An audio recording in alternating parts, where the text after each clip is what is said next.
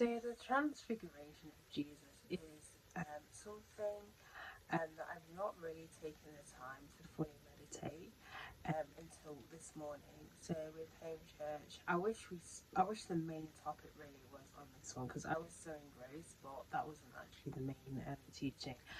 But anyway, um, and just meditating on how amazing that must have been and what the purpose of it, what was the purpose for it, why only a few of the disciples saw it, why not all the disciples saw it, and it happened so close as well to where, the horrific thing that's going to happen to Jesus. And I think it was shown because as a reminder as to look, I'm bigger than everything. I am bigger than this world because I am God. I am the Son of God, and you're about to see things that are gonna, you're gonna see people literally beat me. You're gonna see me on the cross.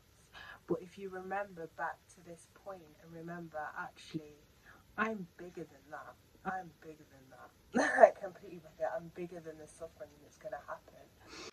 And also being that symbol of that connection that God has to this world, because sometimes we can feel he's very distant, sometimes we don't feel him there, sometimes we think he's just watching, but actually he is actually there. And this event was signaling that actually he has that connection with, with us, with, with the earth as he created it. He does has that connection, and he can bring that glory to the earth, which he did in his form of Jesus, but also bringing that whole glory and that holiness as well, and having like having a door opening onto that glory by having Moses and Elijah.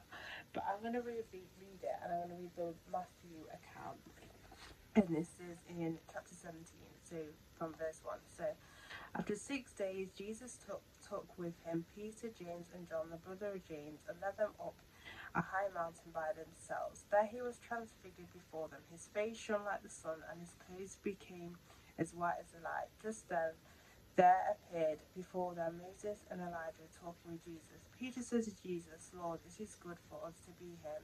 If you wish, I will put up 3 shelters, one for you, one for Moses, and one for Elijah. While he was still speaking, a bright cloud covered them, and a voice from the cloud said, This is my son, whom I love. With him I am well pleased. Listen to him.